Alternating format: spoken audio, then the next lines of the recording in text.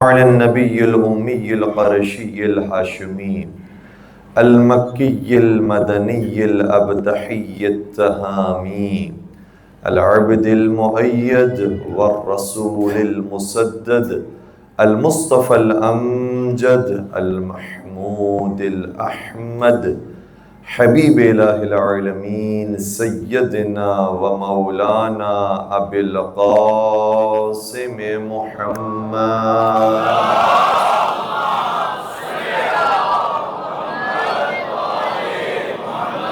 وعلى أهل بيته الطيبين الطاهرين المعصومين المظلومين الذين ذهب الله عنهم الرجس وطهرهم تطهيرا.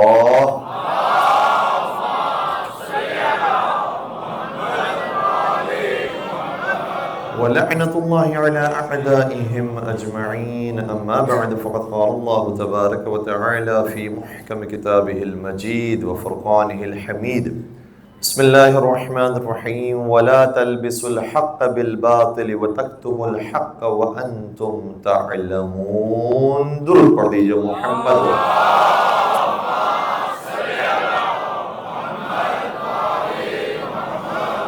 عزیزان گرامی قدر، آج کی رات شب یکم سفر المظفر کی رات ہے، اور چونکہ چاند نمودار ہو چکا ہے تو کل کا دن پہلی سفر کا دن بنے گا. یاد رکھیے گا کہ پہلی محرم کی تاریخ اہل بیت پر اتنی سخت نہیں تھی جتنی پہلی سفر کی تاریخ تھی، کیونکہ پہلی محرم کو تو پھر بھی جوانان بنی ہاشم زندہ تھے، کربلا سے بھی فاصلے پر تھے، لیکن جب پہلی سفر کی تاریخ آئی ہے تو جوانان بنی ہاشم میں سے کوئی موجود نہیں ہے، بلکہ ان کے سرہائے مبارک نوک نیزہ پر ہیں، اور بیویوں کے سر پر چادر نہیں ہے، اور انہیں دربار شام میں لے جایا جا رہا ہے. انشاءاللہ مصائب کے اندر ان حصوں کو بیان کرنے کی کوشش کریں گے، لیکن اس بات کو میں ابتدائی طور پر اس لیے بیان کرنا ضروری سمجھتا تھا کہ یہ نہ سمجھیے کہ محرم ختم ہو گیا تو اب غم ختم ہو گیا. نہیں، غم تو ابھی شروع ہوا ہے. محرم کی پہلی تاریخ کو وہ غم نہیں ہے جو پہلی سفر کی تاریخ کو غم ہے. اور یہ ہمیں مجالس کے ذریعے پرچار کرتے رہنا پڑتا ہے کہ علی ابن ابی طالب رکن رکین اسلام ہے. اگر علی ابن ابی طالب تک کوئی نہیں آیا ہے تو یہ جان لے کہ وہ حقیقت میں رسول خدا تک بھی نہیں آیا ہے. ظاہراً علامہ اقبال کے اشعار ہیں کہ بی تو نہ توا بی او رسیدن بی او نہ توا بی تو رسیدن. اے علی، آپ کی ذات وہ ہے کہ جو آپ تک نہیں پہنچا وہ پھر آپ کے ذریعے نبی تک بھی نہیں پہنچ سکتا، اور جو نبی تک بھی صحیح طریقے سے نہیں پہنچا تو اس کا مطلب وہ علی تک بھی صحیح طریقے سے نہیں پہنچا. یہ دونوں ایک دوسرے کے لیے لازم و ملزوم ہیں. اور ہم دیکھ رہے ہیں مولا متقیان کی آپ کئی عرصے سے شخصیت سنتے آئے ہیں، فضائل کو سنتے آئے ہیں. میں بہت زیادہ ان باتوں کو تکرار کرنے کی کوشش نہیں کروں گا کہ جو آپ سنتے آئے ہیں اس میں سے چند ایک باتیں کہ جو ہم ضروری سمجھتے ہیں آپ کی ہم بیان کرنے کی کوشش کریں گے. دیکھیے گا، مولا متقیان اس دنیا میں تشریف لاتے ہیں، آپ کا آنا خود ایک معجزہ ہے. نور سے نور ولی پیدا ہوا، نور سے نور جلی پیدا ہوا، نور سے نور جلی پیدا ہوا، سارے عالم کا ولی پیدا ہوا. قل هو اللہ احد نے دی صدا، لم یلد کے گھر علی پیدا.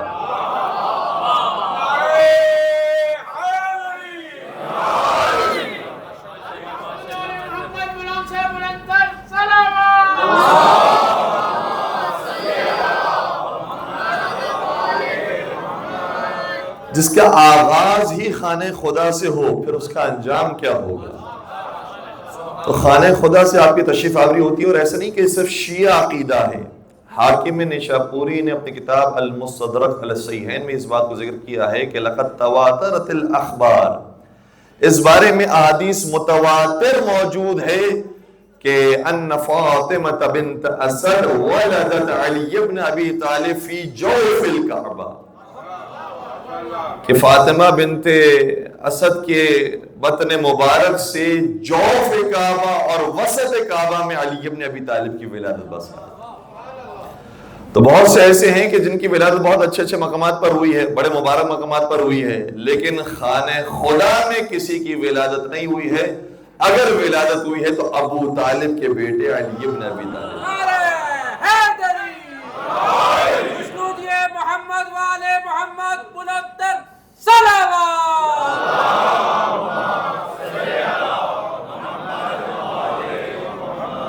کسی نے کیا خوب کہا تھا کہ معصوم دعاؤں کا اثر بھیج دیا ہے،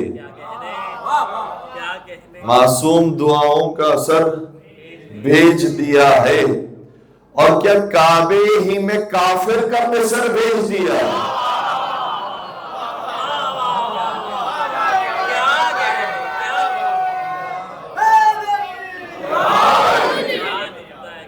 تھوڑا سی عقل تو انسان استعمال کرے کہ آدم علیہ السلام بھی دنیا میں تشریف لائے تو کعبے میں ان کی تشریف آوری نہیں ہوئی، جبکہ ان کے لیے تو سب سے مناسب تھا کہ آپ ایسی جگہ پر آتے کہ جہاں چاہے آپ کی ولادت ہو سکتی ہے، لیکن آپ کی تشریف آوری بھی خانہ کعبہ میں نہیں ہوئی۔ حضرت نوح آئے، حضرت ابراہیم آئے، حضرت اسماعیل آئے، حضرت یعقوب آئے، حضرت یوسف آئے، حضرت موسیٰ، حضرت عیسیٰ، سب بڑے ہستیاں ہیں، لیکن اگر کسی کی خانہ خدا کے اندر ولادت ہوئی تو ابو طالب کے بیٹے علی بن ابی طالب۔ اچھا، ایسا بھی نہیں کہ حضرت ابو طالب علیہ السلام کے ایک ہی بیٹے ہوں علی، بلکہ آپ کے اور بھی بیٹے تھے، لیکن اور بھی بیٹوں کی ولادت کعبے میں نہیں ہوئی، صرف علی کی ولادت، جبکہ باقی بیٹے بھی بافضیلت ہیں۔ حضرت جعفر طیار، ان کا کیا کہنا کہ جنگ موتا میں جب ان کے دونوں ہاتھ قلم ہو گئے تو حضور نے فرمایا ہاتھوں کے بدلے خدا نے انہیں جنت میں پر عطا فرمائے، اس لیے جنت میں پرواز کریں گے۔ ہر ایک کی جنت اپنی اپنی جنت ہوتی ہے، کوئی کسی کی جنت میں نہیں جا سکتا، لیکن جعفر وہ ہیں جو جنت میں پرواز کریں گے۔ پھر اگر باقی بھائیوں کے بارے میں دیکھا جائے، جناب عقیل سے حضور کو خاص لگاؤ تھا۔ فرماتے اے عقیل، میں تم سے دو وجوہات کی بنا پر محبت کرتا ہوں۔ پہلی وجہ یہ ہے کہ چونکہ میرے چچا ابو طالب تجھ سے بہت محبت کرتے تھے، لہذا جس سے ابو طالب محبت کرے اس سے میں بھی محبت کروں۔ اور دوسری بات یہ ہے کہ اے عقیل، تیرے بیٹے مسلم کی شہادت میرے بیٹے حسین کی شہادت سے پہلے ہوگی، اور تیرا بیٹا میرے بیٹے پر قربان ہوگا، اس لیے میں تجھ سے محبت کرتا ہوں۔ تو جناب عقیل سے بڑی محبت تھی، جناب جعفر طیار سے بڑی محبت تھی، جناب طالب ان کے بارے میں زیادہ تفصیلات نہیں ملتی ہے، لیکن جناب طالب جن سے نام پڑا ابو طالب، یقین ان سے ہی محبت ہوگی۔ لیکن توجہ فرمائیے گا، حضرت مولا کائنات کے تین بھائی ہیں، سگے بھائی ہیں، تینوں کی والدہ بھی ایک، بلکہ حقیقت میں چار ہی بنتے ہیں، چاروں کی والدہ بھی ایک، چاروں کے والد بھی ایک، لیکن اس کے باوجود ان چاروں میں جو علی کا مقام ہے وہ جعفر کا بھی نہیں ہے، وہ عقیل کا بھی نہیں ہے، وہ طالب کا بھی نہیں ہے۔ تو پھر مجھے لفظوں کو تبدیل کر کے کہنے دیجئے، جب گھر کے اندر کے تین علی جیسے نہیں ہو سکتے تو گھر کے باہر کے تین علی کی برابری کیا کریں؟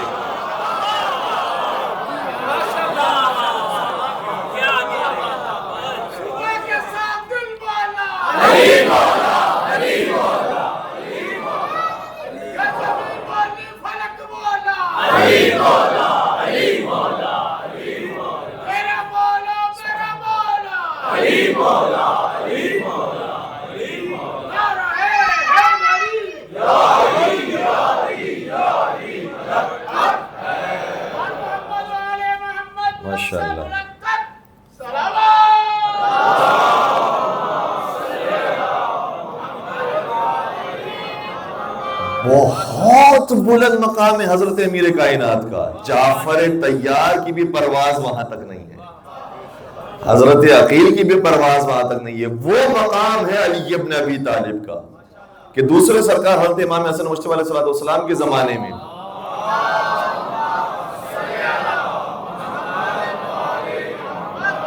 جناب حجر ابن عدی، بہت معتبر صحابی، بہت مقدس صحابی، مولا کائنات کے بھی صحابی، امام حسن مجتبی کی صحابی، امام حسن کی خدمت میں آ کر اس طرح سے سلام پیش کرتے ہیں کہ السلام علیک یا امیر المؤمنین، اے مومنوں کے امیر، اے امام حسن آپ پر ہمارا سلام ہے۔ امام حسن نے ٹوک دیا، فرمایا تجھے نہیں معلوم امیر المؤمنین یہ وہ لقب ہے جو صرف ہمارے بابا کو نبی نے عطا فرمایا۔ ویسے بظاہر دیکھا جائے تو یقین مومنین کے امیر ہیں اور خلافت ظاہریہ بھی موجود تھی، مسلمانوں کے خلیفہ ہیں، لیکن فرمایا نہیں، یہ امیر المومنین کا اگر لقب ملا ہے تو صرف ہمارے بابا کو نبی کی جانب سے ملا۔ تب سمجھ میں آیا کہ ہمارے یہاں امیر المومنین، باقی ائمہ کو بھی نہیں کہا جا سکتا، صرف علی امیر المومنین ہے۔ اور اگر دوسروں کے نہ دیکھا جائے تو امیر المومنین آج بھی بن رہے ہیں، اتنا گرا دیا گیا اس لقب کو۔ تو معصومین علیہ السلام نے بیان فرمایا ہے کہ کچھ القابات ایسے ہیں کہ چونکہ علی بن ابی طالب کے ساتھ منسوب ہو گئے ہیں لہٰذا اس کا خاص احترام ہے۔ ایک اور لقب ہمارے یہاں شاید اتنا معروف بھی نہیں ہے، اور شاید اس وجہ سے معروف نہیں کہ اس کے صحیح ترجمے کو لوگ جانتے بھی نہیں ہیں۔ مولا کا لقب ہے بطین۔ بطین نکلا لفظ بطن سے، بطن کا مطلب شکم، پیٹ۔ جو مخالفین تھے انہوں نے کہنا شروع کیا علی بطین ہے۔ نعوذ باللہ، مولا متقیان کی جو تصویر انہوں نے اپنی کتابوں کے اندر ذکر کی وہ اسی کے انداز کی ہے۔ علی جو بھی ہو لیکن علی ہی تھے جن سے در خیبر اکھڑا تھا۔ تم نے جو بھی تصویر علی کی پیش کر دی لیکن علی ہی تھے جنہوں نے عمر بن عبد العزیز کو بچھاڑا تھا۔ وہ تمہاری مرضی، تم نے جیسی بھی تصویر پیش کی، لیکن میں خود اہل سنت برادران کی کتاب سے یہ بات پیش کر رہا ہوں۔ مطالب السؤول میں محمد بن طلحہ شافعی مسئلہ سے ان کا تعلق ہے، کہتے ہیں بطین علی کو اس لیے نہیں کہتے کہ علی کے نعوذ باللہ شکم زیادہ تھا، اس لیے بطین نہیں کہتے، بلکہ حقیقت میں بطین لفظ نکلا ہے باطن سے، اور باطن کا مطلب یہ ہوتا ہے کہ علم علی کے اندر اتنا بھرا ہوا تھا، اتنا پر تھے علی علم نبی اکرم سے کہ نبی نے فرمایا اے علی تو بطین ہے۔ اس لیے علی ابن ابی طالب کا لقب بطین ہے۔ اسی طریقے سے آپ دیکھیں گے کتنے ہی القابات مولا متقیان کے ایسے کہ جس کو مذاق کے طور پر پیش کیا گیا۔ ابو تراب، بہت دفعہ آپ نے دیکھا ہے مخالفین مولا متقیان کے لیے جب کوئی لفظ استعمال کرتے تھے تو ابو تراب کو کہتے تھے۔ صحیح مسلم کے اندر ایک روایت موجود ہے، حاکم شام نے سعد ابن ابی وقاص سے کہا کہ میں نے سب کو کہا ہوا ہے کہ علی کے اوپر سب و شتم کر، علی کے اوپر گالیاں دو، علی کو نعوذ باللہ لعن طعن کرو، لیکن تو یہ کام نہیں کرتا۔ صحیح مسلم کی روایت۔ اس موقع کے لیے جو لفظ حاکم شام نے استعمال کیا وہ یہ ہے کہ ما منعک ان تسب ابا تراب، ابو تراب کا لفظ استعمال کیا۔ تجھے کس چیز نے روکا ہے کہ ابو تراب پر تو سب و شتم نہیں کرتا؟ ابو تراب کا لفظ استعمال کیا ہے۔ اس کے بعد پھر سعد ابن ابی وقاص نے وجوہات بیان کی ہے کہ ان وجوہات کی بنا پر میری اتنی جرت نہیں ہوتی کہ میں علی کے خلاف زبان استعمال کر سکوں، لیکن اس روایت سے یہ سند بھی مل جاتی ہے کہ حاکم شام یہ کام کرواتا تھا۔ ٹھیک ہے، تو مولا کو ابو تراب کہا گیا۔ حاکم شام نے ابو تراب کا لقب بہت زیادہ معروف کروانے کی کوشش کی گئی۔ کیوں؟ اس کے پیچھے ایک داستان بنائی گئی۔ داستان یہ ہے کہ نبی نے ایک مرتبہ علی کو پکارا، قوم یا علی، اے علی کھڑے ہو جائیے، لیکن مولا آرام فرماتے رہے، نعوذ باللہ۔ پھر بعد میں ڈانٹ کر کہا قوم یا علی، پھر مولا متقیان کھڑے ہوئے تو ان کے لباس پر گرد موجود تھی، کہا علی تو ابو تراب ہے، تیرے بدن پر اور تیرے لباس پر تو تراب چپکی ہوئی ہے۔ تو علی کو اس لیے ابو تراب آ گیا کیونکہ وہ گرد آلود لباس کے ساتھ آئے۔ پہلے تو یہ روایت ٹھیک کرو، وہ اور ہوتے ہیں جو نبی کی ایک آواز پر لبیک نہ کہیں۔ علی تو وہ ہیں کہ نبی کو آواز دینے کی بھی ضرورت نہیں ہے، صرف اشارہ کافی ہے، علی حاضر ہو جائیں گے۔ دوسری بات یہ ہے کہ علی کو ابو تراب کیوں کہا جاتا ہے؟ اس کی وجہ قرآن کریم سے پوچھو۔ قرآن کہتا ہے ان مثل عیسیٰ عند اللہ کمثل آدم، عیسیٰ علیہ السلام کی مثال آدم علیہ السلام کی طرح ہے۔ عیسیٰ کو تم کہتے ہو بن باپ کے پیدا ہوئے ہیں اس لیے وہ خدا ہیں، تو پھر آدم علیہ السلام تو بن باپ کے بھی ہیں بن ماں کے بھی ہیں، پھر وہ بھی خدا ہونے چاہیے۔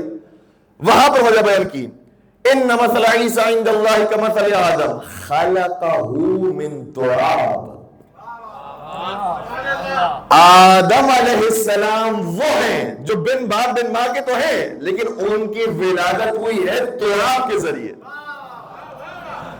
تو قرآن کے مطابق آدم علیہ السلام ہے ابن التراب اور علی ہے ابو تراب۔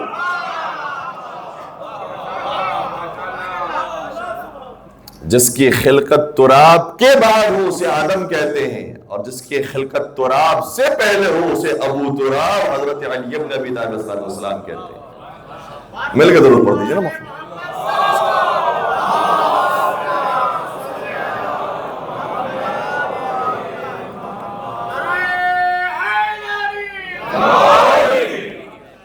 بہت سارے القابات ایسے ہیں کہ جس کو بگاڑنے کی کوشش کی گئی ہے. اب میرا موضوع نہیں، صرف بات مجھے یہاں تک لے کر آنی تھی کہ علی ابن ابی طالب جن کی ولادت کعبے میں ہوئی، آگوش رسالت نصیب ہوئی، فاطمہ زہرا عطا ہوئی، حسنین جیسے چاند سے بیٹے عطا ہوئے، آپ خیبر کے بھی سردار ہیں، خندق کے بھی سردار ہیں، بدر کے بھی سردار ہیں، احد کے بھی سردار ہیں، اور منبر غدیر کے آپ مولا ہیں. آپ ہی تھے جنہوں نے نبی کو غسل کفن دے کر دفنایا ہے. سارے فضائل علی ابن ابی طالب کے ہیں.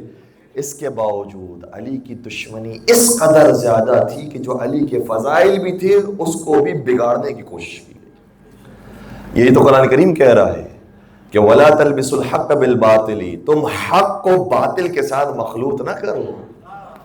باطل باطل ہے، حق حق ہے.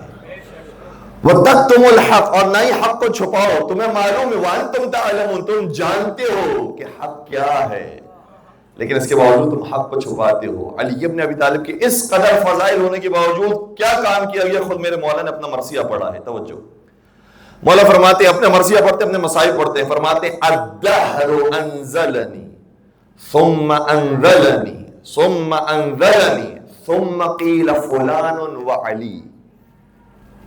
مجھے زمانے نے اتنا گرانے کی کوشش کی، مجھے زمانے نے اتنا گرانے کی کوشش کی، مجھے زمانے نے اتنا گرانے کی کوشش کی کہ کہاں میں اور کہاں وہ دونوں کو ملا کر برابر کر دیا.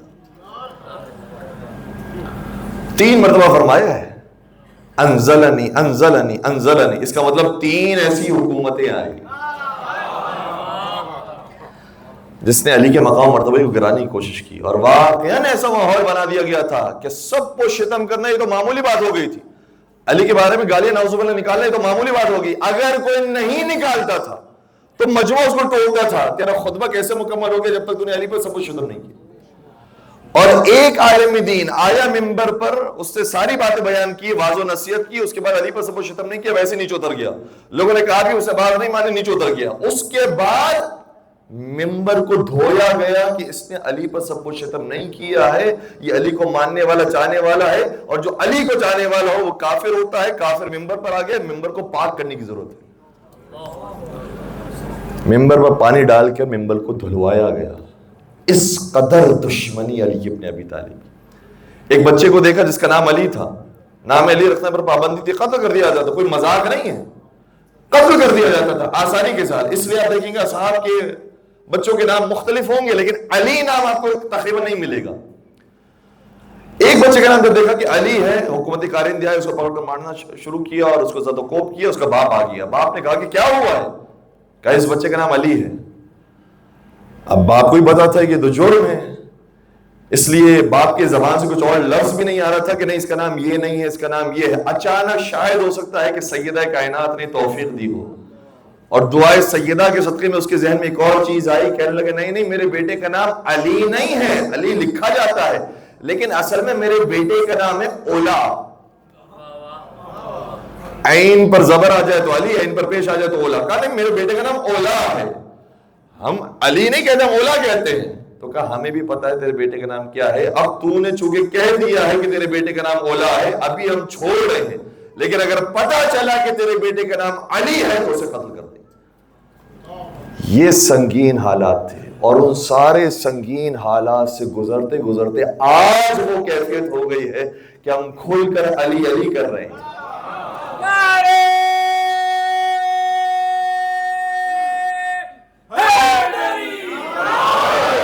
کسی نے کیا خوب کہا تھا کہ تجھ میں اور مجھ میں فرق صرف اتنا سا ہے محسن، تیرا کچھ کچھ ہے علی اور میرا سب کچھ ہے.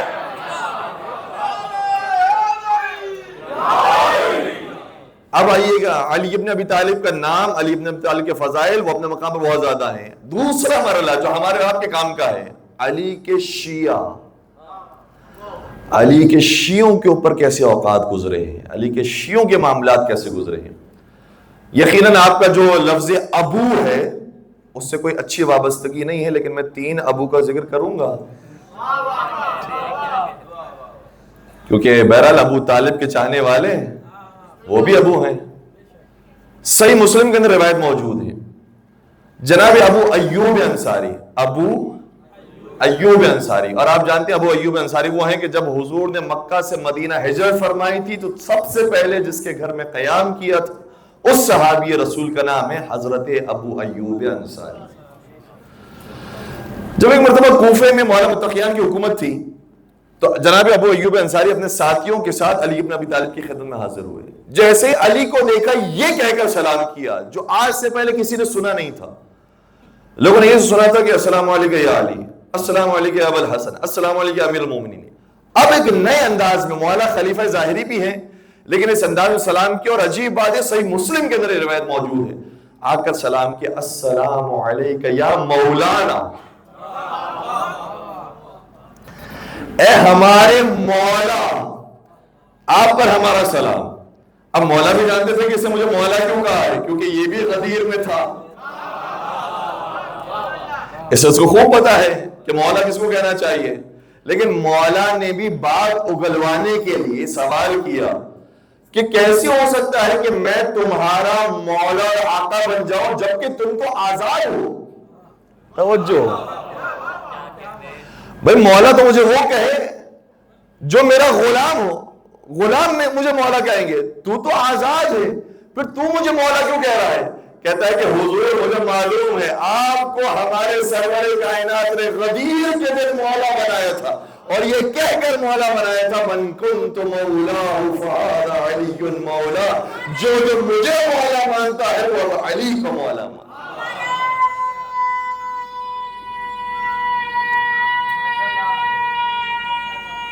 ماشاءاللہ.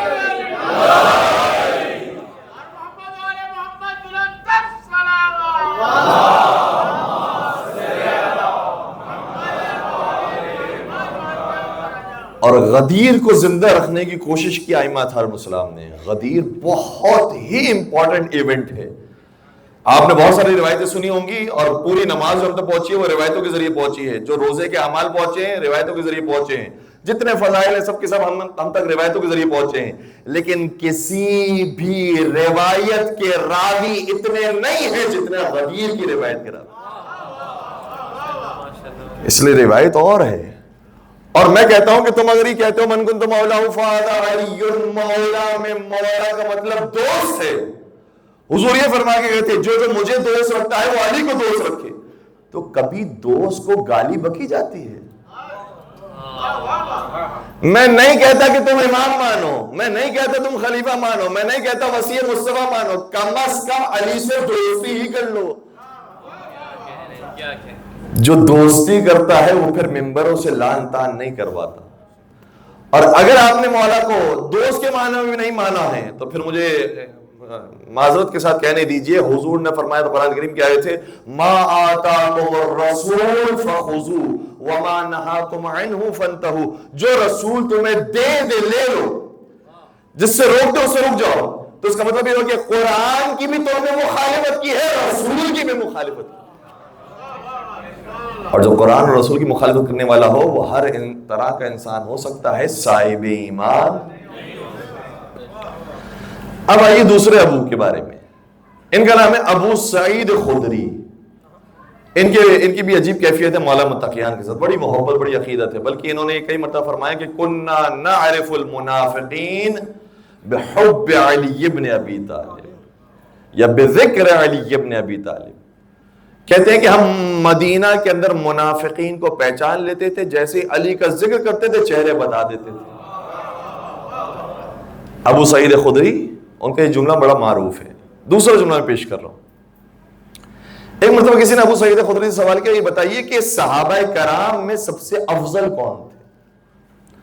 اور انہوں نے فوراً سے فی البدی کہا علی.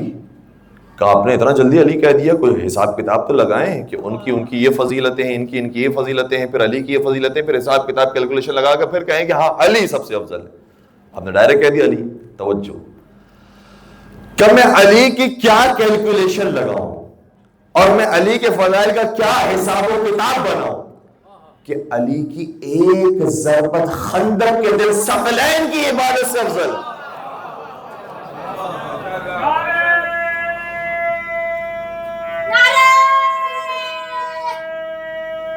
ماشاءاللہ. آہستہ آہستہ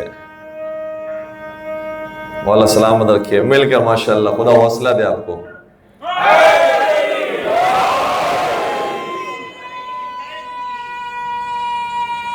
ماشاءاللہ.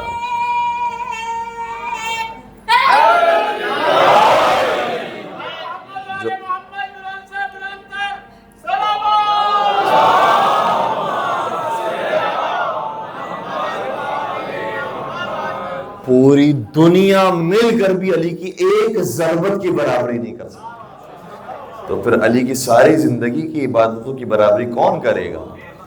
اس لیے کوئی حساب و کتاب بھی نہیں کہ ہم کہیں گے یہ پہلے وہ دوسرے وہ تیسرے. کوئی حساب و کتاب نہیں. کہاں علی اور کہاں یہ، کوئی تقابل ہی نہیں ہے. تو یہ ابو سعید خدری کا جملہ. تیسرا جملہ ابو طفیل، ٹھیک ہے، یہ بھی صحابی ہیں اور یہ مولا متقیان کے ساتھ تھے. یہ دیکھتے ہیں، اب ایک عجیب منظر بیان کرتے ہیں اور پھر میں آہستہ آہستہ کردار علی کے آپ کی خدمت بیان کرتا ہوں. کہتے ہیں کہ علی ابن ابی طالب کی مرتبہ کوفہ کے اندر موجود تھے تو کہیں کسی دوسرے ملک سے، چونکہ خلیفہ تھے اس لیے کسی دوسرے ملک سے ایک بہترین قسم کا شہد آیا. اب مجھے نہیں معلوم کہ آج کل کے زمانے میں کہاں سے بہترین شہد آتا ہے. میں نے سنا یہ کہ آسٹریلیا سے آتا ہے. آپ بتائیں گے بہتر کہ کہاں سے بہترین آتا ہے. تو بہترین شہد مولا کی خدمت میں آیا. مولا خلیفۃ المسلمین. مولا نے نہیں فرمایا یہ شہد میرے بچوں تک پہنچا دو، نہیں فرمایا میرے بھائیوں تک پہنچا دو، نہیں فرمایا میرے چاہنے والوں تک پہنچا دو، یہ بھی نہیں فرمایا. فرمایا کہ کوفے کے یتیم بچوں کو بلاؤ. کوفے کے یتیم بچوں کو بلایا گیا. جب یہ یتیم بچے آ گئے، پھر نہیں کہا کہ ان یتیم بچوں میں تم ایک ایک کر کے سب کو تقسیم کر دو اور پھر یہ سب اپنے اپنے گھروں کی طرف چلے جائیں گے. نہیں، ابو طفیل کہتے ہیں کہ میں حیران ہو گیا علی کی شفقت اور محبت کو دیکھ کر. ایک ایک یتیم بچے کو اپنے پاس بٹھاتے تھے، پیار کرتے تھے اور اپنے ہاتھوں سے شہد نکال کر منہ میں اڈیلتے تھے. اس موقع پر ابو طفیل نے جملہ کہا، انی لو وددت کنت یتیما، کاش میں بھی یتیم ہوتا تو مجھے علی کی ایسی محبت ملتی. یہ ہے علی ابن ابی طالب کا کردار. اور یہ ایک مقام پر مختلف انداز سے مختلف مقامات پر ہمیں یہی چیز ملتی ہے. اور یاد رکھیے گا کہ کوفے کے حالات اتنے بہترین ہو گئے تھے مولا متقیان کے زمانے میں کہ کوفے میں کوئی یتیم بچہ کھائے پیے بغیر نہیں سوتا تھا. کوئی مسکین، کوئی فقیر، کوئی موجود نہیں تھا کوفہ کے اندر. اور یہ روایت کا جملہ یہ ہے، کوفہ شاداب ملک اور شاداب شہر میں تبدیل ہو گیا تھا کیونکہ علی ابن ابی طالب جیسے حکمران موجود تھے. اور پھر اسی کوفے کے اندر جب جنگیں ہوئی تو ظاہر سی بات ہے کہ مولا کے چاہنے والے کئی سارے تھے جو شہید بھی ہو گئے. مولا کی جب شہادت خود بھی ہو گئی اور مولا کی شہادت کے بعد مولا کے جو کچھ اصحاب تھے وہ ظاہر سی بات ہے کہ صلح امام حسن کے بعد متفرق ہو گئے. کوئی کسی شہر میں چلا گیا، کوئی کسی شہر میں. تو ایک صحابی تھے جن کا نام ہے عدی بن حاتم طائی، اور یہ وہی مشہور حاتم طائی کے بیٹے ہیں. ان کو بھی پتا ہے کہ سخاوت بابا کے بعد ملی ہے تو امیر المومنین کے دروازے پہ ملی ہے. حاتم طائی کی سخاوت دیکھ کر یہ جذبہ پیدا ہوا کہ کوئی ایسا ہی کریم ہمیں مل جائے. تو عدی بن حاتم طائی یہ مولا کے چاہنے والوں میں بن گئے. مولا کی شہادت ہو چکی ہے. عدی بن حاتم طائی کو شام کے حکمران نے، حاکم شام نے بلایا، اور امیر شام نے جب اسے بلایا تو کہا کہ ہاں بتاؤ کیا ہوا، تمہارے بچوں کا کیا حال ہے، تمہاری کیا کیفیت ہے. اچھا، اس کو معلوم تھا حاکم شام کو کہ عدی بن حاتم طائی کے 3 بچے تھے اور تینوں بچے جنگ صفین میں شہید ہو گئے تھے. تو یہ زخم کو کھدیڑنے کے لیے کہا کہ کیا ہوا تمہارے بچوں کے ساتھ، تمہارے بچوں کی کیا؟ کہا کہ میرے 3 بچے شہید ہو گئے. کہا کس پر شہید ہوئے؟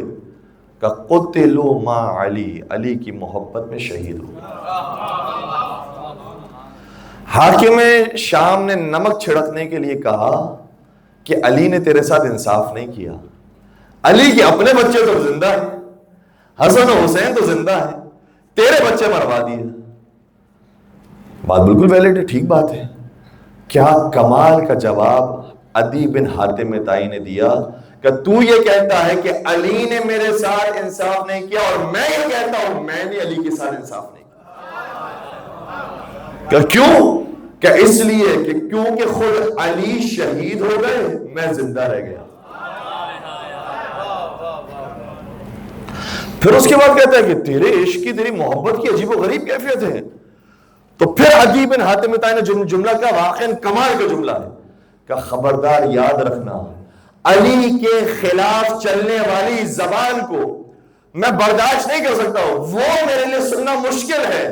ہاں اگر میری گردن پر خنجر چلایا جائے اور میری چیخوں کی آوازیں نکلے وہ میرے لیے سننا آسان ہے. بغیر عشق علی تو نے اس زمانے میں طویل عمر گزاری ہے اور جیا بھی نہیں.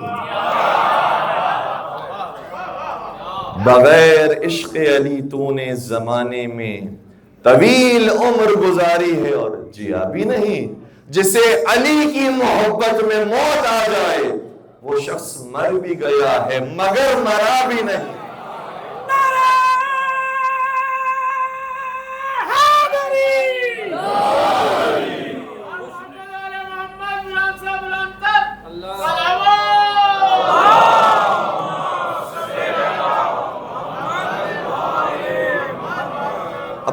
تھوڑا سا میرے ساتھ دیجئے گا، ایک مطلب کو اور مجھے بیان کرنا ہے، اس کے بعد پھر زحمت تمام. چونکہ کوفے کے حالات ہیں، کوفے سے شام کا جو سفر ہوا ہے اس کے اندر بہرحال یہ سوال آج بھی پوچھا جا رہا ہے اور ہر سال یہ پوچھا جائے گا. انشاءاللہ ہمارے نوجوان اس بات کو محسوس کریں گے.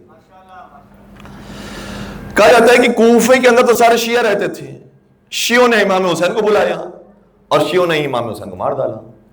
جوابات اس کے بہت سارے دیے گئے ہیں. سب سے سادہ جواب یہی ہے کہ اگر شیعوں نے امام حسین کو مارا ہے تمہارے بقول تو ہم کہتے ہیں ان شیعوں پر بھی لعنت. ہم تو ان پر لعنت بھیجتے ہیں قاتلین امام حسین پر، تم بھی بھیج دو. ہم تو کہتے ہیں شمر پر بھی لعنت، عمر سعد پر بھی لعنت، یزید پر لعنت، ابن زیاد پر لعنت، اور ملا پر لعنت، سنان پر لعنت. یہ سارے وہ ہیں کہ جو قاتلین امام حسین کے اندر ہیں، سب پر لعنت. تم بھی اگر یہی کہتے ہو تو بھیج دو، بھیجو لعنت، پھر پتہ چلے گا کون کس کا بیٹا ہے. دوسری بات یہ ہے، یہ چھوٹے چھوٹے سے جواب ذہن میں رکھیے گا اور پھر کلی طور پر ایک تفصیلی جواب کی خدمت پیش کروں گا. دوسری بات یہ کہ اگر شیعوں نے امام حسین کو بلایا، شیعوں نے مار ڈالا حسین کو، نواز رسول کو شیعوں نے مار ڈالا، تو اس وقت آپ کے بزرگان کیا کر رہے تھے؟ شیعہ آئے تھے مارنے کے لیے، آپ کے بزرگان کیا کر رہے تھے؟ تماشا. جو جناب ایک اور ابو ہیں، آپ سمجھ جائیں کہ وہ کس کی بات ہو رہی ہے. وہ کہتے ہیں کہ کھانے کا مزہ حاکم شام کے دسترخوان پر ہے، نماز پڑھنے کا مزہ علی کے پیچھے ہے. اور کہتے ہیں جب جنگ ہو رہی ہو دو لوگوں کے درمیان تو اس جنگ میں مزہ پہاڑ پر بیٹھ کر دیکھنے میں ہے. تو یہ کام کر رہے تھے کہ نہ اس طرف تھے نہ اس طرف تھے. اگر شیعہ یہ کام کرنے بھی والے تھے، خدا نہ خواستہ آپ کے بقول کہ شیعوں نے ہی بلایا تھا، شیعوں نے ہی مار ڈالا، تو پھر باقی بزرگان کہاں تھے؟ آپ کی تو تعداد اکثریت میں تھی، پھر آپ کہاں تھے؟ اور اب تیسرا اور آخری جواب جو مکمل طور پر تفصیلی جواب ہے وہ میں دینے کی کوشش کروں گا، تھوڑا تھوڑا سا میرے ساتھ دیجیے گا. کوفہ ایسا شہر ہے کہ جس کی بنیاد بعد میں رکھوائی گئی. جیسے آپ نے دیکھا ہے کہ ملک پاکستان کے اندر کچھ شہر ایسے ہیں کہ جو پرانے ہیں، جنگ آزادی سے پہلے کے شہر ہیں، کراچی ہے، لاہور ہے، راولپنڈی ہے. لیکن کچھ شہر ایسے ہیں کہ پاکستان بننے کے بعد وہ بنایا گیا. اس کی مثال آپ کے سامنے ہی ہے. اسلام آباد پہلے سے وہ شہر نہیں تھا، یہ بعد میں بنایا گیا ہے اور خاص پلاننگ کے تحت بنایا گیا ہے. بالکل واضح اسلام آباد. اسی طریقے سے پلاننگ کے ساتھ ایک شہر بنایا گیا جس کا نام ہے شہر کوفہ. کس نے بنوایا؟ خلیفہ ثانی کے زمانے میں بنایا گیا، سن 17 ہجری کو بنایا گیا. خلیفہ ثانی نے جب یہ کوفے کو شہر بنانے کا ارادہ کیا تو سب سے پہلا گورنر کس کو لگایا؟ توجہ، ایک ایک لفظ بہت قیمتی ہے. سب سے پہلا گورنر کس کو لگایا؟ عمر سعد کے باپ سعد ابن ابی وقاص کو. صحیح ہے؟ سمجھ میں آ رہی ہے کہ کوفے کے حالات کیا ہونے والے ہیں. سعد ابن ابی وقاص سب سے پہلا گورنر. اس کے بعد دوسرا گورنر کون بنا؟ دوسرا گورنر بنا جو تیسرے خلیفہ کے زمانے میں آیا، ولید بن عقبہ. یہ کون ہے؟ یہ کوئی محب اہل بیت ہے؟ نہیں، یہ ولید بن عقبہ تو اتنا شراب خور، اتنا مست ہو جانے والا اور ایسے ایسے گناہوں کے اندر پھنسا ہوا آدمی کہ یہ رات بھر جب شراب پیتا تھا تو اس کو کہا گیا کہ بھائی صبح کے وقت ہو گیا ہے، نماز فجر پڑھانے کے لیے آ جاؤ. کیونکہ زمانے میں گورنر ہی آتے تھے نماز پڑھانے کے لیے. کیا کہ آج نماز پڑھانے کے لیے کہا میں بالکل آتا ہوں. فوراً سے ابا پہنی اور آ گیا. شراب کے نشے میں دھوت ہے اور آ کر جب کھڑا ہوا ہے پیچھے لوگ نماز پڑھیں، اس نے فجر کی 2 کے بجائے 4 پڑھا دی. پڑھا تو دی، پڑھنے والوں نے پڑھ بھی لی، اور پھر یہ پیچھے مڑ کے پوچھتا ہے کہ کچھ اور پڑھا ہوں؟ نہیں بھائی، بہت پڑھا لیا آپ نے، خدا آپ کو جزائے خیر دے، بس بہت ہو گئی۔ تو یہ اس حالت میں 2 کی 4 پڑھانے والا، شراب کے نشے میں دھت آدمی، یہ دوسرا گورنر ہے کوفے کا۔ تیسرا جب گورنر کا وقت آیا ہے، ویسے گورنر درمیان میں اور بھی آئے لیکن کچھ مہینے کے لیے آئے، میں ان کو چھوڑتے ہوئے جو زیادہ پیریڈ کے لیے رہا، پھر تیسرا جو گورنر ہم کہہ سکتے ہیں مولا متقیان کا ظاہری خلافت کا زمانہ تھا، مولا متقیان کی حکومت تھی۔ اور محسوس کیجئے گا، ایسا نہیں کہ مولا متقیان کے زمانے میں جیسے ہی مولا کوفے میں آئے سب کے سب شیعہ ہو گئے، نہیں۔ ہم یہ سمجھتے ہیں کہ کوفے میں جتنے لوگ رہتے تھے سب شیعہ رہتے تھے، نہیں عزیزو، توجہ رکھیے گا۔ علی جب کوفے کے اندر آئے ہیں تو کوفے کی اکثریت وہ تھی جو پہلے کو بھی مانتی تھی، دوسرے کو بھی مانتی تھی، تیسرے کو بھی مانتی تھی، اب 14 خلیفہ علی کو ماننے والی ہے۔ بات پہنچ رہی ہے؟ کوفے کے اندر تعداد کس کی زیادہ ہے؟ جو علی کو پہلا امام نہیں مانتے ہیں، چوتھا خلیفہ مانتے ہیں۔ جو پہلا امام ماننے والے تھے ان کا ایک ٹائٹل تھا، مولا متقیان نے انہیں خاص ذمہ داری سونپی ہوئی تھی، ان کا نام تھا شرطۃ الخمیس، جس کو میں آج کل کے زمانے میں کہوں کہ مولا علی کے باڈی گارڈز۔ تو جو مولا علی کے باڈی گارڈز تھے وہ اپنے لوگ تھے، وہ مولا کو پہلا امام مانتے تھے۔ اس میں مالک اشتر ہے، اس میں عمار یاسر ہیں، اس میں اویس قرنی ہے، اس میں میثم تمار ہے، اس میں کمیل ابن زیاد نخعی ہے، اس میں زید ابن سوحان ہے، ساسا ابن سوحان ہے، اس کے اندر سہل ابن حنیف ہیں، عثمان ابن حنیف ہیں، محمد ابن ابی بکر ہیں۔ یہ وہ کچھ افراد ہیں جن کی تعداد تقریباً 50 یا سے کچھ لگ بھگ ہے، وہ علی کو جانتے ہیں، یہ علی پہلا امام ہے۔ اسی لیے مولا کی خلافت ظاہریہ کے زمانے میں بھی جب رمضان کے مہینے میں، بہت واضح مثال پیش کر رہا ہوں، جب رمضان کے مہینے میں آپ کو معلوم ہے کہ ہمارے برادران ایک خاص نماز پڑھتے ہیں، جب علی نے دیکھا کہ نماز پڑھی جائے مسجد کوفہ میں تو خود مولا تشریف لائے مسجد کوفہ میں، کہا کہ اس سنت کو بند کرو، یہ نبی کی سنت نہیں کسی اور کی۔ اور یہ تو ہمارے بھائی بھی مانتے ہیں، کیا کہتے ہیں؟ نعم البدعۃ ھذہ، یہ تو بہترین بدعت ہے۔ جب خود کہہ رہے ہیں بہترین بدعت ہے تو بات ہی ختم ہو گئی، لیکن اس بدعت پر پوری طریقے سے عمل کرتے ہیں، چاہے کسی سنت رسول پر عمل نہ ہو، اس بدعت پر جان بھی حاضر ہے۔ تو مولا نے پہلے منع فرمایا کہ یہ نبی کی سنت نہیں ہے، اس کو چھوڑ دو۔ پھر جب مولا تشریف لے گئے پھر دوبارہ سے انہوں نے وہی کام شروع کر دیا، پھر مولا آئے پھر منع فرمایا، پھر انہوں نے وہی کام شروع کر دیا۔ پھر مولا جب آئے تو مولا نے سزا دی کہ خبردار یہ بدعت ہے، اس کو بند کیا جائے۔ تو یہ چلے تو صحیح مسجد کوفہ سے، لیکن یہ کہتے ہوئے چلے کہ ہائے ہمارے فلاں بزرگ کی سنت ماری جا رہی ہے۔ تو یہ کوفے والے کون ہیں؟ علی کو پہلا امام مانتے ہیں، علی کو چوتھے مرتبے میں ماننے والے ہیں، ورنہ پہلے کا پہلا مقام، دوسرے کا دوسرا، تیسرے کا تیسرا، یہ ہے کوفے والے۔ اب بات سمجھ میں آ رہی کوفے والے کون تھے؟ اس کے بعد مولا متقیان کی حکومت کا زمانہ ختم ہوا، پھر کس کی حکومت آئی؟ پھر تو حاکم شام کی حکومت شروع ہو گئی۔ حاکم شام نے کس کو گورنر لگایا؟ حاکم شام نے جس کو گورنر لگایا ہے اس کا نام ہے ولید، اس کا نام ہے مغیرہ بن شعبہ۔ یہ مغیرہ بن شعبہ کون ہے؟ اس کے بارے میں باتیں بہت ساری ہیں، لیکن امام حسن مجتبیٰ نے اس سے ہی کہا تھا، اے مغیرہ بن شعبہ تو ہی تھا جس نے میری مادر گرامی کے اوپر تازیانہ برسایا تھا۔ یہ محب اہل بیت ہے، یہ کوفے کا گورنر محب اہل بیت ہے مغیرہ بن شعبہ، یہ ہے گورنر کوفے کا۔ اس کے بعد کون آیا؟ اس کے بعد ابن زیاد کا باپ زیاد بن ابی آیا۔ زیاد بن ابی آپ جانتے ہیں، جس کا نام ہی یہ ہے زیاد بن ابی، اپنے باپ ہی کا بیٹا۔ باپ کون ہے تمہارا؟ کا نہیں، باپ کا نہیں پتا، باپ ہی کا بیٹا ہے۔ اور پھر حاکم شام نے کہا کہ اس کا چونکہ کوئی باپ پتا نہیں ہے، یہ میرا ہی بھائی ہے، اور کہا کہ میرے پاس پروف موجود ہے، میرا ہی بھائی ہے۔ اب مجھے نہیں معلوم آپ سوئے ہوئے ہیں جاگے ہوئے ہیں، جب اس نے اس کو بھائی بنا لیا تو اس کا باپ کون بنا؟ خود کہہ رہا ہے، خود کہہ رہے تو میرا سگا بھائی ہے۔ یہ ہے زیاد بن ابی جس نے پھر چن چن کر شیعان حیدر کرار کو مارا ہے، اور صرف عام طریقے سے نہیں، یہ آج کل بھی زمانہ رائج ہے ٹارگٹ کلنگ کرنا، اور ایک زمانے کے اندر وکیلوں کو شہید کیا گیا، ڈاکٹروں کو شہید کیا گیا، علماء کو شہید کیا گیا، شعراء کو شہید کیا گیا. وہ ٹارگٹ کلنگ کرنا الگ بات ہے، لیکن یہ ملعون ایسا ہے جو شیعوں کو گرفتار کر کے باقاعدہ فجی طریقے سے ہاتھوں کو کٹواتا تھا، پیروں کو کٹواتا تھا، پھر مرواتا. اتنی بے دردی کے ساتھ شیعہ نے حیدر کرار کو شہید کیا گیا. تو اب شیعہ کوفے کے اندر رہے کہاں؟ تھوڑا سا ساتھ دیجیے گا. زیاد بن ابی کا زمانہ آیا، پھر کون آیا حکومت کرنے کے لیے؟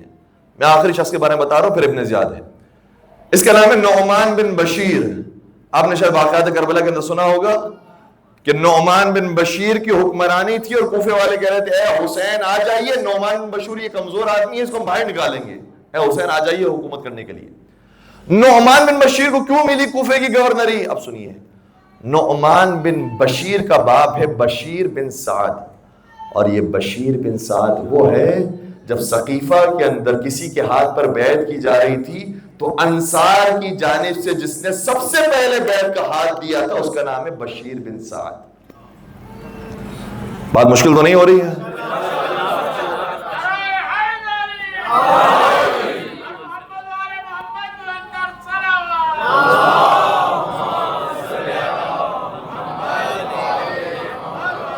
اور چونکہ اس نے ثقیفائیوں کے لیے کارنامہ انجام دیا تھا تو اس کو بھی بڑا عہدہ دیا گیا. اس کے جانے کے بعد اس کے بیٹے نعمان بن بشیر کو بھی ایک عہدہ دے دیا گیا. یہ ہے کوفے کا گورنر. اور پھر جب یہ گیا ہے تو ابن زیاد کی حکومت آئی ہے. اب مجھے بتائیے کہ اس کے اندر آپ کو کیا لگتا ہے کوفے میں شیعوں کی تعداد کتنی تھی؟ کیوں بلایا جا رہا تھا امام حسین کو کوفے والوں کی جانب سے؟ کیوں بلایا جا رہا تھا؟ اچھا ایک سوال اپنی جگہ پر موجود ہے، توجہ رکھیے گا. اگر کوفہ کے اندر شیعہ حیدر کرار کی تعداد اتنی کم تھی اور گنے چنے افراد تھے، پھر وہ خط لکھنے والے کون تھے؟ پھر مسلم نے عقیل کے ہاتھوں پر بیعت کرنے والے کون تھے؟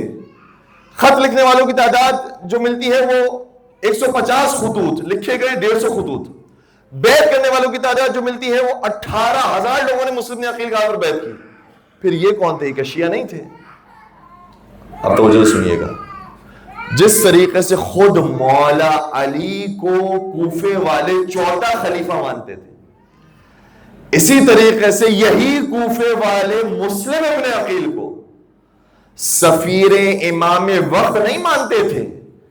یہ تو کہتے تھے کہ یہ اس کا سفیر ہے کہ جس کے باپ نے کوفے میں حکومت کی تھی تو خوشحالی آ گئی تھی.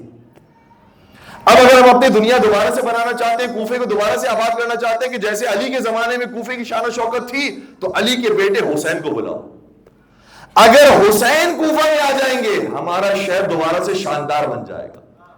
اب جو شہر کو شاندار بنانے کے لیے، اپنی زندگی کے لیے، اپنی خوشحالی کے لیے حسین کو بلانا چاہ رہے ہیں، مجھے بتائیں وہ دین کے لیے بلانا چاہتے ہیں یا اپنی دنیا کے لیے بلانا چاہتے ہیں؟ یہ چاہتے تھے کہ حسین آ جائے تو خوشحالی آ جائے گی، علی کا زمانہ آ جائے گا کوئی بھوکا نہیں سوئے گا، علی کا زمانہ آ جائے گا خوشحالی آ جائے گی، ہمارا شہر پھر ترقی کرے گا. لیکن یہ حسین کو تیسرا امام نہیں مانتے تھے، یہ تو علی کا بیٹا مان کر کے علی جیسی ہی حکومت قائم ہوگی بلا رہے تھے. لیکن جب حسین کو آتا ہوا دیکھا، اور امام حسین نے بھی حجت تمام کی کہ تم نے خط لکھے تھے تو میں جواب بھی دوں گا، کیونکہ خط کے اندر جملے ایسے خطرناک لکھے تھے کہ اے حسین اگر آپ نے لبیک نہیں کہا اور ہماری بات کا جواب نہیں دیا ہم خدا سے آپ کی شکایت کریں گے. حسین نے کہا ان پر حجت تمام کرنا ضروری ہے. اپنا سفیر بھیجا مسلم نے عقیل کو. مسلم نے عقیل کے ہاتھ ابتدا میں تو سب نے بیعت کر لی کہ جلدی جلدی حسین آ جائے، ہمارا شہر آباد ہو جائے. لیکن جیسے ابن زیاد آیا سب کا مزاج تبدیل ہوا، سب کا عقیدہ تبدیل ہوا، سب اپنے سابقہ عقیدے کو آشکار کرنے لگے. کوئی مسلم ابن عقیل کا ساتھ دینے والا نہیں ہے، سفیر حسین تنہا رہ گئے. اور حسین ابن علی کا بھی ابھی سفر جاری و ساری ہے. اب کوئی کیوں نہیں بلاتا حسین کو؟ سب سمجھ گئے اگر ہم نے حسین کو بلایا ہے تو ابن زیاد کی تلوار ہماری گردن پر آئے گی، اس لیے ہمیں تو اپنی دنیا بچانی ہے. حسین کو بلا کے ہمیں دین کا کیا کرنا ہے؟ یہ دین کی خاطر حسین کو بلانے والے نہیں تھے. ہاں کوفے میں کچھ لوگ ایسے ہی تھے جو شرطۃ الخمیس جیسے تھے، انہوں نے بھی خط لکھا امام حسین کو، اور انہوں نے خط لکھا تو یہی کہہ کر لکھا مولا اور آقا آپ ہیں، آپ اگر مناسب سمجھے تو ہمارے پاس تشریف لائیے، ہم ہماری نگاہیں آپ کا انتظار کر رہی. ان میں حبیب ابن مظاہر ہے، ان میں مسلم ابن اوسجا ہیں، ان میں بریر حمدانی ہیں، ان میں عبد الرحمن انصاری ہیں، انہی میں ہانی ابن عروہ ہیں، انہی میں مختار ثقفی ہیں، انہی میں میثم تمار ہیں۔ کسی کو زندان میں ڈال دیا گیا، کسی کو شہید کروا دیا گیا، کوئی کربلا پہنچ گیا، کسی نہ کسی طریقے سے اپنے امام کی نصرت کرنے کے لیے پہنچے۔ تو یہ شیعان حیدر کرار وہ تھے جو خون کے آخری قطرے تک اپنے امام کے ساتھ رہے۔ باقی کوفہ تو بلانا چاہ رہا تھا اپنی دنیا آباد کرنے کے لیے، جب دیکھ لی اب دنیا آباد نہیں ہوگی، کہا اے حسین تجھے سلام، تو اپنے راستے پر، ہم اپنے راستے پر۔ اور پھر یہی کوفے والے تھے جو اب تک حسین کو بلا رہے تھے، جب دیکھا کہ اگر حسین کے ساتھ دیں گے تو مر جائیں گے، حسین کے مقابلے میں کھڑے ہو جائیں گے تو ہمیں کچھ پیسے مل جائیں گے، یہی کوفے والے تھے جو پھر کربلا میں حسین کے مقابلے میں بھی کھڑے ہو گئے۔ اور مولا فرما رہے تھے کہ تم میں ہی وہ افراد نہیں ہیں کہ جنہوں نے ہمیں خط لکھا تھا اور ہمیں بلایا تھا، اب ہم آ گئے ہیں کہ اب مہمان نوازی ایسے کی جاتی ہے۔ اور امام حسین نے پھر حجتیں تمام کرنا شروع کی کہ تم عرب ہو، مہمان بناتے ہو کسی کو تو اس کی خاطر تواضع کرتے ہو، تم نے نواس رسول کو اپنا مہمان بنایا ہے، کیسے خاطر تواضع کر رہے ہو؟ نہ پانی دیتے ہو، نہ خیمے لگانے دیتے ہو، نہ ہماری خواتین کا اور مستورات کا کوئی اہتمام ہے، نہ اپنے گھروں کو اور اپنے شہروں کو کھولتے ہو، یہ تم کیسے خاطر تواضع کر رہے ہو؟ ایک مہمان نوازی کے عنوان پر ان پر حجت تمام کی، دوسرا عنوان پیش کیا کہ فرض کرو کہ تم نے مجھے خط نہیں لکھا تھا، میں ویسے ہی آ گیا ہوں، تمہارے پاس آ گیا ہوں، میں ہوں کون؟ میں رسول کا نواسا ہوں، میں علی و زہرا کا بیٹا ہوں، میں حسن کا بھائی ہوں، میرے چچا جعفر طیار ہیں، میرے بابا کے چچا حمزہ سید الشہداء ہیں، میں کعبے کا وارث ہوں، میں قرآن کا وارث ہوں، میں آ گیا ہوں تمہارے درمیان، اب کیا کرو گے تم آل رسول کے ساتھ؟ چھوڑ دو، تم نے خط لکھا تھا نہیں لکھا تھا، جانتے ہو میرا حسب و نسب کیا ہے۔ تیسری بات بیان کی کہ تم میرے سامنے تلوار لے کر آئے ہو، یہ بتاؤ کہ کون سا میں نے جرم ایسا کیا ہے جس کی سزا تلوار ہے؟ میں نے تمہارے مردوں کو مارا ہے، میں نے خدا نہ خاصا تمہاری عورتوں پر کوئی ہاتھ اٹھایا ہے، تمہارے شہر میں فتنہ فساد پھیلا ہے، میں نے کیا کیا ہے جس کی سزا تم مجھے تلوار کے ذریعے دینا چاہتے ہو؟ میرا جرم بتا دو۔ مکمل طور پر حجت تمام کی۔ توجہ رکھیے کہ ایک جملہ کہنا چاہ رہا ہوں، یہ حسین حجت کیوں تمام کر رہے ہیں؟ میں کہوں گا مولا آپ کی باتوں کا ان کے اوپر کوئی اثر نہیں ہونے والا، یہ لالچی لوگ ہیں، یہ دنیا پرست لوگ ہیں، آپ کو قتل کر کے چھوڑیں گے، آپ کیوں ان سے بات کر رہے ہیں، کیوں حجت تمام کر رہے ہیں؟ امام شاید یہ جواب دیں گے کہ میں حجتیں ہر طرح سے اس لیے ان کے اوپر تمام کر رہا ہوں تاکہ بعد میں آنے والے مسلمان یہ نہ کہیں کہ حسین کو مارنے والوں سے خطأ اجتہادی ہو گئی۔ ان کو تو پتہ ہی نہیں تھا کہ حسین کون ہے، اگر بتایا ہوتا حسین نے کہ میں یہ ہوں میں یہ ہوں میں یہ ہوں، کبھی بھی یہ کام نہیں کرتے، نہیں حسین نے بتا دیا تم سے خطأ اجتہادی نہیں ہوئی ہے، تمہیں خوب پتہ ہے کہ میں کون ہوں، اس کے باوجود میرے سامنے آ گئے، بس عزادار ہو۔ عاشور تو گزر گیا ہے، لیکن اب عاشور کا عاشور شام کا بازار آنے والا ہے۔ 10 محرم کو روز عاشور آیا، 11 محرم کو سواریاں چلی، 12 محرم کو کوفہ میں پہنچی، 1 ہفتہ کوفے میں رہی، اور پھر اس کے بعد کوفے میں جب مستورات کو بھیجا گیا شام کی طرف تو کہا کہ اب خبردار کوئی مستور حسین کی بہن کے ساتھ نہ جائے۔ جو پہلے ساتھ دینے کے لیے آیا تھا، جو خادم بن کر آیا تھا، خادمہ بن کر آئی تھی، وہ کوفے کے اندر رہیں گی۔ اب شام جو جائے گا وہ کون جائے گا؟ یا حسین کی بہنیں جائیں گی، یا حسین کی زوجہ جائیں گی، یا حسین کی بیٹی جائیں گی، یا حسین کی کنیز جائے گی۔ صرف یہ چھوٹا سا کاروان سید سجاد کے سپہ سالاری میں کوفہ سے شام کی طرف روانہ ہوا۔ 19 محرم کی تاریخ تھی جب انہیں کوفہ سے روانہ کیا گیا۔ مورخین یہ لکھتے ہیں کہ کوفہ سے جو شام کا فاصلہ ہے اس میں تقریباً 30 سے 32 منزلیں آتی ہیں۔ منزلوں کا مطلب یہ ہے کہ ہر منزل پر کاروان رکتا تھا، کیونکہ پرانا زمانہ ہے، تھوڑا چلتا تھا اس کے بعد کاروان رکتا تھا، 40-50 کلومیٹر چلتے تھے پھر کاروان رکتا تھا، یعنی 30 سے 35 دنوں کا فاصلہ ہے جو کوفہ سے شام کے درمیان ہے. لیکن عزیزانو اگر سن سکے کہ حسین کی بہنوں کو کیسے دوڑایا گیا ہے. 19 محرم کو نکلے تھے, پہلی سفر کو شام پہنچا دیا. جنہوں نے اربعین پر واک کی ہے, جنہوں نے اربعین پر پیدل زیارت کی ہے, انہیں معلوم ہے جب وہ نجف سے کربلا جاتے ہیں تو 3 دن لگتے ہیں. اگر آپ رفتار میں چلا جائے 3 دن جوان کو بھی لگ جاتے ہیں. جبکہ جب ہم جاتے ہیں کربلا پہنچے تو ہماری حالت یہ ہوتی ہے اتنے نڈھال ہو جاتے ہیں, بس بستر چاہیے ہوتا ہے, کوئی آرام دہ جگہ مل جائے وہاں پر سو جائے. جبکہ پورے راستے میں ہمیں کوئی پانی پلانے والا بھی ہے, ہمیں کھانا کھلانے والا بھی ہے, ہمارے پیروں کو دبانے والا بھی ہے, موقف بھی لگے ہوئے ہیں, آرام دہ بستر بھی لگے ہوئے ہیں. تب بھی کوئی جوان 3 دن چلتا ہے تو تھک جاتا ہے. وہ بیویاں جو کبھی گھر سے باہر نہ نکلی تھی, سوائے اپنے بابا علی کے سائے میں, سوائے اپنے بھائی حسین اور عباس کے سائے میں, اب ان بیویوں کو ایسے دوڑایا کہ 10 دن کے اندر کوفہ سے شام پہنچا دیا گیا. اور مجھے نہیں معلوم شہزادی زینب کبریٰ نے کس طریقے سے برداشت کیا, مولانا سجاد نے کس طریقے سے برداشت کیا. مجھے تو یہ خیال آتا ہے حسین کی 4 سالہ بچی نے کیسے برداشت. ہم چپلوں کے ساتھ, جوتیوں کے ساتھ بھی سفر کرتے ہیں نا تو ورم آ جاتے ہیں. وہ بی بی جس نے بغیر نالین کے ان راستوں میں سفر کیا, اس کے تو سارا پائے مبارک لہو لہان ہو گیا. پاؤں بھی زخمی, کان بھی زخمی, رخسار بھی زخمی, پشت بھی زخمی, دامن بھی زخمی. ہائے سکینہ, ان کے لیے مر جانا آسان تھا, ان کے لیے زندہ رہنا مشکل ہے. لیکن شاید سکینہ سلام اللہ کو زندہ اس لیے رہنا ہے, بابا تو نے کربلا کو آباد کیا ہے, مجھے شام میں آبادی دینی, مجھے شام میں تبلیغ کرنی ہے, اس لیے شام تک پہنچنا ہے. شام جا کر سکینہ کا انتقال ہوگا, شام جا کر سکینہ کی شہادت ہوگی. بی بی آئی ہے. مولا سید سجاد کا ایک جملہ ہے, دل کو پھاڑ دیتا ہے, دل کو چاک کر دیتا ہے.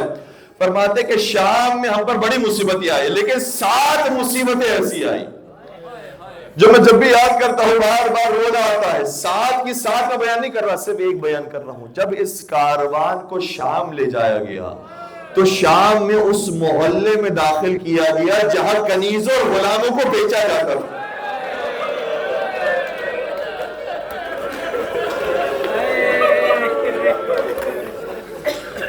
یہ بچیاں ڈر گئی, کہیں ایسا نہ ہو کہ ہمیں کنیز بنا کر بیچ دیا جائے. اے بھائیا آپ بھی میرے ساتھ آئیں گے نا, اے بھائیا آپ بھی میرے ساتھ رہیں گے. اس طرح سے ڈرایا گیا, اس طرح سے خوفزدہ کیا گیا. اس کے بعد جب یہ بچی زندان میں آ گئی, ہمیشہ سوال کرتی تھی بھائیا یہ بتائیے یہ پرندے چہچہاتے ہوئے کہاں جا رہے ہیں. سجاد فرماتے تھے اپنے اپنے گھونسلوں میں جا رہے ہیں. فرماتی تھی چھوٹی شہزادی بھائیا ہم کیوں اپنے گھروں میں جائیں. مجھے فاطمہ صغرا یاد آتی ہے, مجھے ام المنین یاد آتی ہے, مجھے ام سلمہ یاد آتی ہے, اور شاید کہتی ہوں گی مجھے دادی زہرا یاد آتی ہے. بی بی آپ سے راضی ہو, پروردگار سب کو شام کی زیادہ نصیب فرمائے. میں کہوں گا سید سجاد ہر ایک کو جواب دے سکتے ہیں, ہاں ہم بھی انشاءاللہ مدینہ جائیں گے, لیکن سکینہ سے تو یہ بھی نہیں کہہ سکتے اے سکینہ ہم مدینہ جائیں گے تجھے اسی زندان میں رہنا. اجرکم علی اللہ. پھر مولا سید سجاد پر مصیبتیں کس وقت آئی؟ یہ تو ہم سنتے یہ پہلا جنازہ تھا جو 4 سالہ بچی کا تھا. سید سجاد نے یہ پہلا جنازہ دیکھا. یہ مستورات کے جنازے ہیں جو سجاد کو اٹھانے. حسین نے بھی جنازے اٹھائے تھے لیکن مردوں کے اٹھائے تھے. اے سجاد تجھے مستورات کے جنازے اٹھانے. پہلا جنازہ جناب سکینہ سلام اللہ کا اٹھایا. پھر کچھ دنوں کے بعد جناب رباب کا جنازہ. پھر کچھ دنوں کے بعد ام سلمہ کا جنازہ، پھر کچھ دنوں کے بعد جناب ام کلثوم کا جنازہ، اور پھر کچھ دنوں کے بعد جناب ام البنین کا جنازہ۔ اے سجاد تیرے حوصلے کو سلام، پہاڑ جیسا تیرا حوصلہ ہے۔ یہ بیویاں تو کچھ دنوں میں اس دنیا سے چلے گئی، شہید ہو گئی۔ میں نے کچھ تحقیق کرنے کی کوشش کی، مجھے یہ اندازہ ہوا ہے جتنی بھی بیویاں کربلا سے متعلق تھی 2 سال سے زیادہ زندہ نہیں رہ سکی۔ آپ کو پتا ہے نا، آپ نے بھی سنا ہوگا خبروں کے اندر، خدا نہ کرے کسی جوان کا ایکسیڈنٹ ہو جائے، جب جوان کا لاشا گھر میں آتا ہے ماں سے برداشت نہیں ہوتا، ماں اسی وقت ڈھال ہو جاتی ہے، اسی وقت یا مر جاتی ہے، بے ہوش ہو جاتی ہے۔ اگر بے ہوش میں ہوتی کچھ دنوں کے بعد خبر ملتی ہے جس کا جنازہ آیا تھا اب اس کی ماں بھی اس دنیا سے چلے گئی۔ بیویاں برداشت نہیں کر پاتی، مستورات برداشت نہیں کر پاتی۔ یہ جتنی بھی بیویاں کربلا سے متعلق تھی، کسی کا عباس چلا گیا، کسی کے والد محمد چلے گئے، کسی کا علی اصغر چلا گیا، کسی کا حسین چلا گیا، ساری بیویاں دنیا سے چلے گئی ہیں۔ اب اگر کوئی نشانی کربلا کی باقی ہے تو وہ سجاد کی صورت۔ اب سجاد ہے کہ جس کو کربلا باقی رکھنی ہے، لیکن کیسے باقی رکھے؟ بنی امیہ کا زمانہ ہے، مجلس ہو نہیں سکتی۔ سید سجاد نے کیسی مجلسیں قائم کی؟ سید سجاد آتے ہیں، دسترخوان پر بیٹھتے ہیں، غلاموں کو ساتھ بٹھاتے ہیں، لیکن جیسے دسترخوان پر پانی نظر آتا ہے، سید سجاد کی آنکھوں سے اشک جاری ہو جاتے ہیں۔ کبھی سید سجاد بازار سے گزرتے ہیں، ذبیحہ کو دیکھتے ہیں، گریہ فرماتے ہیں، پھر سوال کرتے ہیں بتا تو نے جب جانور ذبح کیا تھا پہلے پانی پلایا تھا؟ کہتے ہیں ہاں مولا میں نے پانی پلایا تھا۔ مولا فرماتے ہیں کہ اے ابا عبداللہ، آپ رسول کے نواسے تھے، آپ کو پیاسا مار دیا، یہ رسول کے شہر کا جانور ہے، یہ پہلے پانی پیتا ہے اور پھر ذبح کیا جاتا ہے۔ راوی کہتا ہے کہ میں مدینہ میں داخل ہوا، میں نے دیکھا کہ پرنالے سے پانی گر رہا ہے، میں نے اپنے دامن کو بچایا، چلنا چاہ رہا تھا، کسی نے کہا تو یہ سمجھ رہا ہے یہ پانی گر رہا ہے؟ ارے یہ سجاد کے آنسو ہے، سجاد کے آنسو اس پانی کے ساتھ مخلوط ہے، وہ گر رہے ہیں۔ اس کو یقین نہیں آیا، اوپر چڑھا، اوپر چڑھنے کے بعد دیکھا چھت پر مولا سجاد وضو فرماتے جا رہے ہیں اور روتے جا رہے ہیں۔ آیا قریب آنے سوال کیا، مولا اب تو کئی سال گزر گئے، اب تو کربلا کو بھول جائیے۔ مولا کے بعد جوابات بہت سارے تھے لیکن قرآن سے بات کی، کہ تو نے قرآن نہیں پڑھا؟ قرآن کہتا ہے یعقوب کے بہت بیٹے تھے، صرف ایک یوسف کھو گیا تھا، تو یعقوب اتنا روئے آنکھوں میں نور چلا گیا، میرا ایک یوسف نہیں 18 یوسف مارے گئے، میں کیسے گریہ نہ کروں؟ میرا قمر بنی ہاشم مارا گیا، میرا شبیہ رسول مارا گیا، میرا ششبہ مارا گیا، میرا بابا مارا گیا، میں کیسے بھول جاؤں؟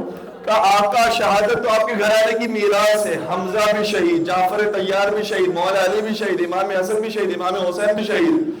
مولا نے یہ نہیں فرمایا کہ ہاں شہادت صرف ہمارے گھرانے کو ملی تھی، سارے ہمارے مردوں کو قتل کر دیا گیا، مولا نے فرمایا۔ مولا نے ایک دوسرا انداز اختیار کیا، مولا نے فرمایا تیری بات مان بھی لو کہ شہادت ہماری میراث ہے، یہ بتا ہماری مستورات کا بلوہ عام میں لایا جانا،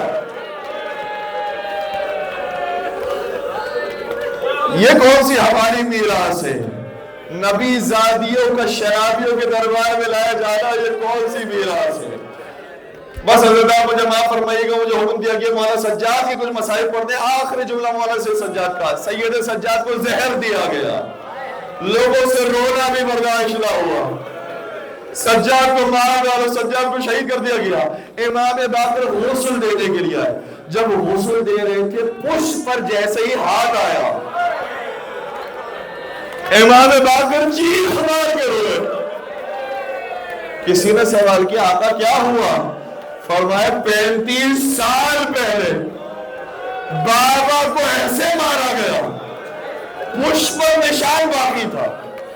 میں تھوڑی سی توجہ چاہوں گا، ارے ہماری پشت پر بھی جنہوں نے زنجیر کا ماتم کیا انہیں پتا ہے زنجیر کا ماتم جب خونی ہوتا ہے تو اس کا نشان بن جاتا ہے، لیکن جو عام ماتم ہوتا ہے سینے کا، نشان ختم ہو جاتا ہے۔ اے سید سجاد، ہم نے تو سنا یہ تھا آپ کی پشت پر تازیانے برسائے گئے، تازیانوں کا نشان تو مٹ جاتا ہے، یہ کیسے تازیانے تھے جو خنجر کی طرح آپ کی پشت کو پھاڑ گئے؟ اجرکم علی اللہ، اجرکم علی اللہ۔ اے سید سجاد، آپ کو بیٹا غسل دے رہا ہے، گریہ کر رہا ہے۔ اہل بیت میں کچھ ہی جنازے ایسے ہیں جب غسل دیا گیا تو غسل دینے والوں نے گریہ کیا۔ یا شام میں سکینہ سلام اللہ علیہا کا جنازہ تھا، یا مدینہ میں بنت رسول کا جنازہ تھا، مولا علی حیدر کرار غسل دے رہے، چیخ مار کے روئے۔ زینب کبریٰ آگے آئے، بابا آپ نے کہا تھا خاموش رہنا، آپ کیوں چیخے؟ کہ تیری ماں نے مجھ سے بھی پسلیوں کا زخم چھپا کے رکھا۔